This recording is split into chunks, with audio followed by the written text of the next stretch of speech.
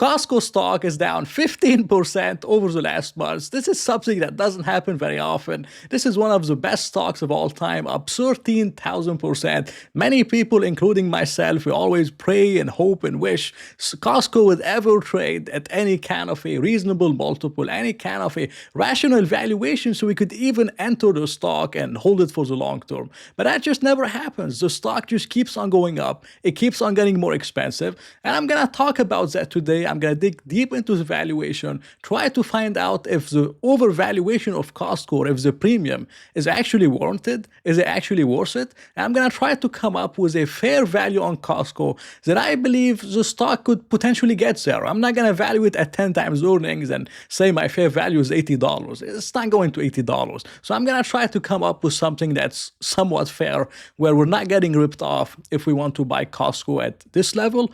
And I really hope you enjoy it as always. Now, most of you guys are familiar with Costco and their wholesale clubs and all these kind of things. 62 billion in sales. Most of it is in merchandise. Then they have the membership fee, which is 1.2 billion, growing 7% year on year. And it's just an amazing business model. They only have 2.8% net margin, but it's not much about margins with this one. It's more about lifetime value.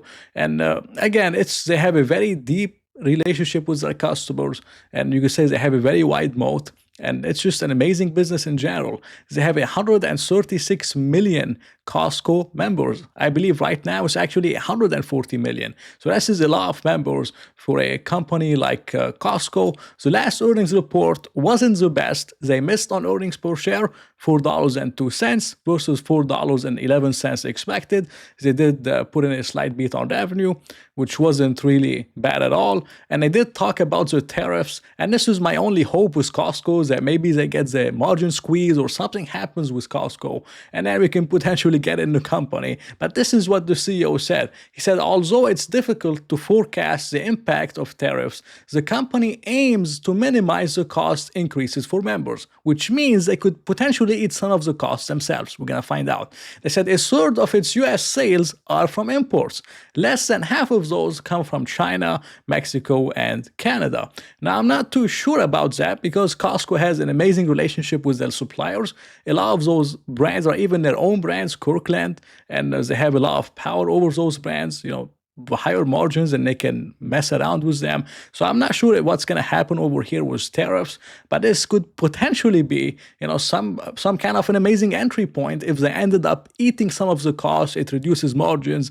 The analysts, they're short-term thinkers. Maybe the stock goes down and we can get some kind of a entry on Costco for the very long term. But in total, it wasn't really too bad. Net sales still grew 9.1%, which is amazing for a business like Costco. For the size, 9.1% is amazing. 6.8% in comp sales, very high comp sales. Comparable ticket is 1%, traffic up 5.7%, e-commerce 22%. It's just a gift that keeps on giving. If I was a Costco shareholder, I would never sell the stock. I don't care if it goes to 50 or 60 times earnings, I would never sell the stock.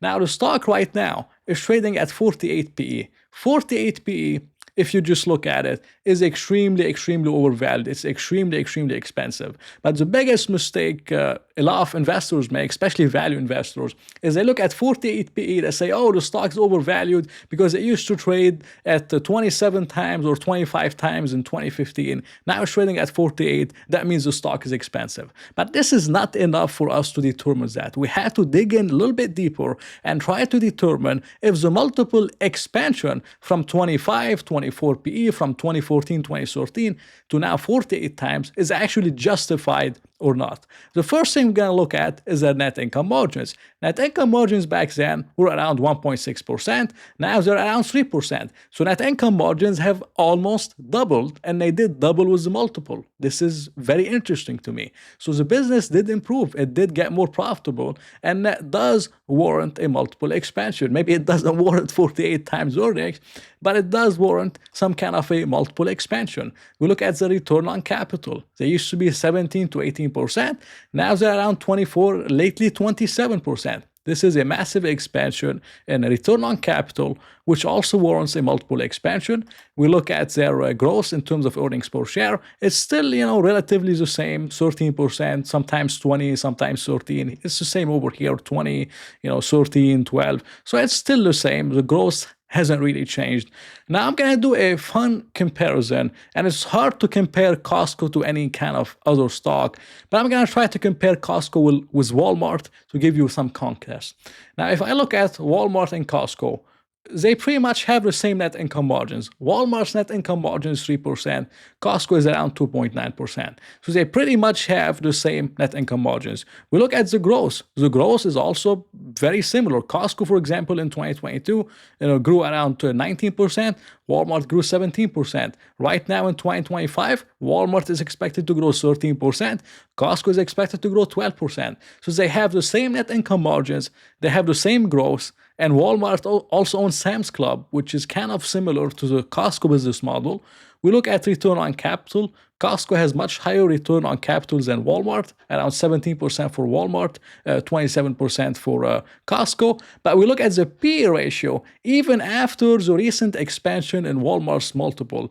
And all metrics being equal, Costco's PE ratio is 33 times, Walmart's PE ratio is 33 times earnings, and Costco's PE ratio is 48 times earnings, and this is forward earnings. So every single metric is the same, the profitability is the same. They also kind of have the same model within their Sam's Club businesses, and they have Walmart of Mexico, which is a monopoly in Mexico. They own 60% of that, and they own so many different businesses for Walmart, yet there's over a 10-point difference in the multiple.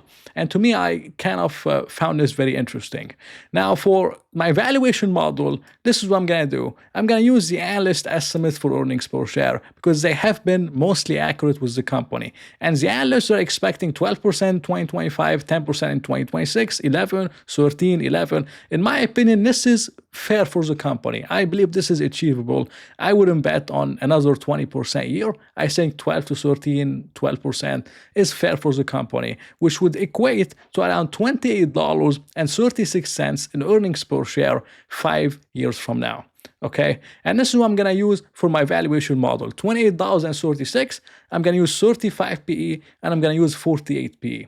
35 PE is a 10-year mean. The mean is around 34, 35 PE over the last 10 years. So I'm going to take into consideration in case Costco goes back to the mean PE, which is around 35 times earnings. The second case scenario is Costco trades where it's trading at right now, which is close to 48 PE. And this is assuming that 5 years from now, net income margins will be higher, return on capital will be higher, margins in general, and the growth will be a little bit better. So this is assuming that Costco continues to grow into its overvaluation. This is what has happened over the last 10 years. The multiple went up first. People thought Costco was expensive. Then Costco grew into the multiple. So if we assume that this is going to happen again, we can use the same PE of 48 times, even though it sounds like a ripoff. But again, here I'm using case scenarios where I believe it's something that's actually realistic because Costco isn't going to 15 PE. It's just the way it is.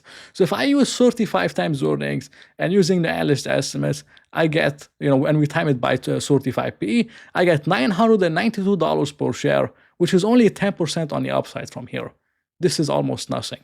Now, if I use 48 PE, I get $1,361 per share, or 51% on the upside for the next 5 years, which is much better than 10%, but it's still not enough for me. As for me personally, I try to look for doubles every 5 years, or a minimum of 15% a year for my investments. Now, if I'm trying to get that with Costco, if I pay 48 PE, which in my opinion is the best case scenario, I would have to buy Costco around $680 per share.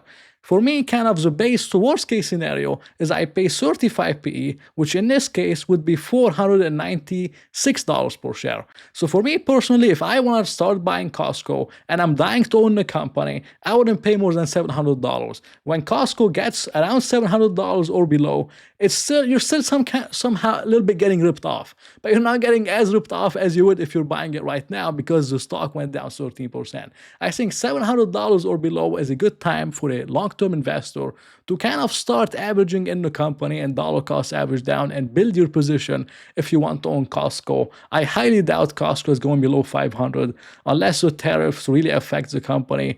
That I would doubt it's going there. So for me personally, some kind of a rational, realistic fair value is $700 per share. If it goes below that, I think this is a good time to start a small position and dollar cost average down in an amazing company like Costco if you're really dying to own it. But if you're not and you want to take your time, then maybe you could, hope and pray Costco goes to $500 per share. Maybe it does happen. You never know. If we have another March 2020 or whatever, it could happen. So this is just my opinion on Costco, not financial advice. I hope you enjoyed it. If you did enjoy it, please press the like button and maybe consider subscribing. So I'll talk to you in another video.